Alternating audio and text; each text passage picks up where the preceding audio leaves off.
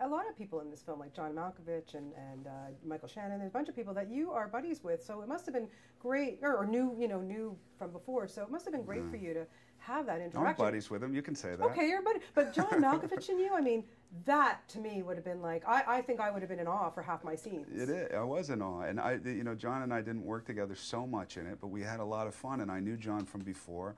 I'd been introduced to him a few years before by the Coens because he did Burn After Reading, after No Country, and I just think John's really funny. It's like Woody, Woody Allen, working with Woody. I just love spending the time with them. They make me laugh. I think they're incredibly witty. They're incredibly smart. And just the idea of spending 3 months with John in New Orleans was enough to want to do the movie for sure.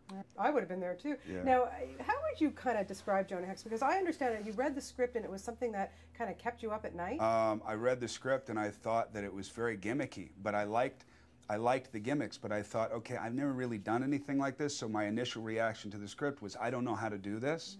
It's one of those things, which I've done. I did the same thing with No Country, and I did the same thing with other movies, where I go, I don't know how to do this, or I don't know how to be that quiet in a movie, or I don't know how to. So you put it down, and then you wait until the stories that you read.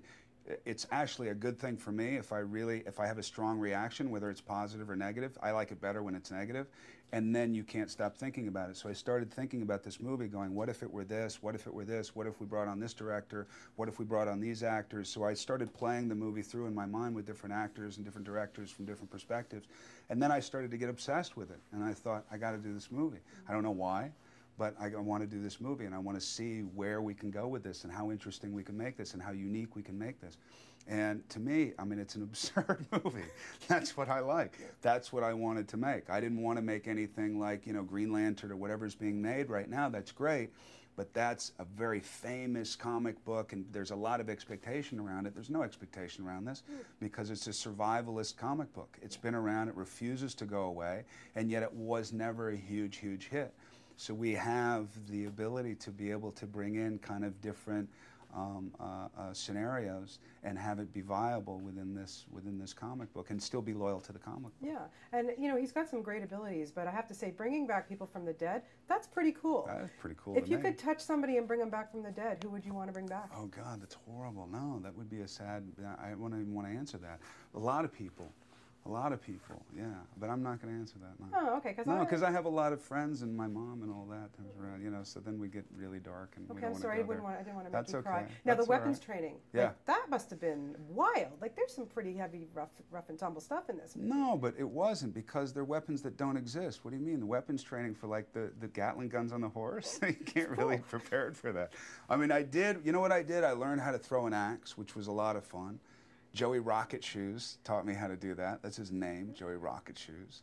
And he taught it spins with the gun and all that, which we didn't really do in this. I did that more like Young Riders, and I learned how to do that back then. But no, man, the guns that we have, the Gatling guns on the horse, I loved it because the first design for the Gatling guns were under the horse. I said, that's not really going to work because you shoot off the horse's legs, which that would be kind of, he wouldn't be able to go anywhere after that, so we can't do that. So we figured out how to make it work. But I think it's fun, man. I watch it and it puts a smile on my face, and that's really all that counts. It is a lot of fun. Congratulations, and we look forward to all the millions of other films you have coming out this year, too. Thank you. Great talking to you. You too. Thanks, Josh. Yeah, you got it.